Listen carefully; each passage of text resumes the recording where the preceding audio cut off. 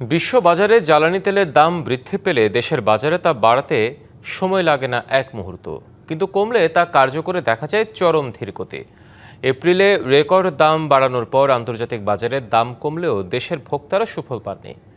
বিশেষজ্ঞরা বলছেন, হুট করে অস্বাভাবিক দাম বাড়লে ভোক্তার উপর চাপ সৃষ্টির পাশাপাশি মূল্যস্ফীতিকে উস্কে দেয়।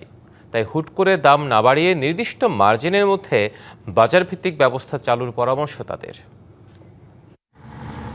দেশের ৯০% বেশি জ্বালানি তেলের চাহিদা মেটানো হয় আন্তর্জাতিক বাজার থেকে আমদানির মাধ্যমে। ফলে বৈশ্বিক বাজারে ওঠানামার প্রভাব সরাসরি পড়ে দেশের বাজারে। তবে অভিযোগ রয়েছে, দাম বৃদ্ধির ক্ষেত্রে সরকার যতটা তৎপর, কমানোর ক্ষেত্রে ঠিক ততটাই উদাসীন।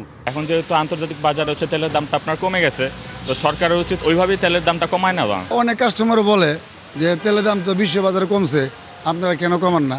আমরা বলি এটা সরকার জানে, এটা সরকার কমালে আমরা কমাই দেবো। তেলের দামটা নিয়ন্ত্রণে থাকলে দ্রব্যমূল্যের দামও নিয়ন্ত্রণে থাকবে, আমাদের চলাফেরাটাও স্বাভাবিকভাবে করা যাবে। চলতি বছরের 18 এপ্রিল বিশ্ববাজারে দাম বৃদ্ধির কথা বলে লিটারে এক লাফে 15 থেকে 20 টাকা বাড়ানো হয় ডিজেল, অকটেন সহ সব ধরনের জ্বালানির দাম। তবে পরবর্তীতে বিশ্ববাজারে দাম কমে এলেও দেশের বাজারে তা কমানো তো হয়নি, উল্টো জুন মাস থেকে অকটেনের দাম লিটারে আরও 5 টাকা বাড়িয়ে করা হয়েছে 145 টাকা, যা চলতি মাসেও বহাল রয়েছে।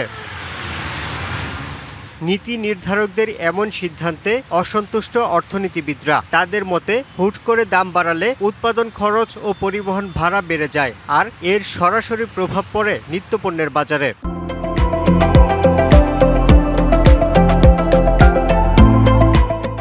জ্বালানির সাথে সংশ্লিষ্ট যে জায়গাগুলো রয়েছে সে সমস্ত বিভিন্ন জায়গায় কিন্তু সুযোগ রয়েছে, কিন্তু কৃচ্ছ্রতা সাধনের এবং অর্থ সাশ্রয় করার বড় ধরনের সুযোগ রয়েছে, এবং সেই জায়গাগুলোকে যদি আমরা কাজে লাগাতে পারি তাহলে কিন্তু আমাদের ওই জ্বালানি তেলের উপরে যে চাপটা, সেই চাপটা কিন্তু কমে আসবে। বিশেষজ্ঞদের মতে, বৈশ্বিক সংকটে আন্তর্জাতিক বাজারে দাম হুটহাট ওঠানামা করায় হঠাৎ করে দেশের বাজারে তা পুরোপুরি সমন্বয় করা কঠিন। খুব বেশি বাড়া কমার মধ্যে না, যে মোটামুটি একটা মার্জিনে যদি আমরা রাখতে পারি, যে খুব বাড়লেও খুব বেশি বাড়বে না, কমলেও খুব বেশি কমলো না, এরকম একটা মার্জিনে রেখে তারপরে যদি আমরা আস্তে আস্তে বাজার ভিত্তিক ব্যবস্থাপনার দিকে যেতে পারি, সেটা হচ্ছে আসলে জাস্টিস করা। জ্বালানির দাম স্থিতিশীল রাখা ও ভর্তুকি কমাতে অপচয় ও চুরি বন্ধের তাগিদ বিশেষজ্ঞদের। একই সাথে তারা জোর দিচ্ছেন একটি প্রতিযোগিতামূলক বাজার ব্যবস্থা গড়ে তোলার উপর।